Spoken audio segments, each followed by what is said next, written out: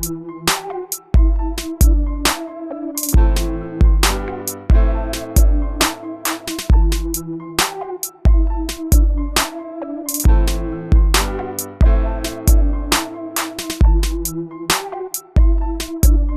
ku Projan Media TV yonna gyesinzira tukwebaza okubanga ku mukutu kwoli tukwebaza okubanga wa subscribinga. Omukyala amanyiddwa nga Fifi the Queen mukazi watu yagobeddwa ku Bukedde TV era Robert Kabushenga nga atwala Vision Group yamugambye ebyokukola ku Vision Group asooke abenga abyesonyiwa olw'ensonga nti omukyala ono kimanyiddwa nti abadde nnyo mu kisinde kya People Power ekikulira omukulu Bobi Wine ekintu ekyanyiza Kabushenga olw'ensonga nti omusajja ono ye alabika awagira gavumenti eriko era ffenna tujjukira nti ne Mary oba Flavia Namulindwa naye yagobebwa lwakwegatta ku kisinde kya People Power era bavuddeyo ne bakola ekiwandiiko ekiri official ne bagamba she's no longer a worker at the television nga bagamba she relentlessly supported Bobi Wine even live on her show, something which made the CEO uncomfortable.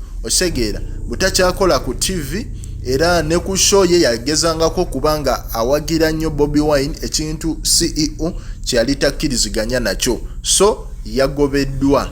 Walai sino simanyi nsi gyegenda mu bintu bya politics na mirimu naye nga Mukama atusaasire. Commenting, liking, subscribing.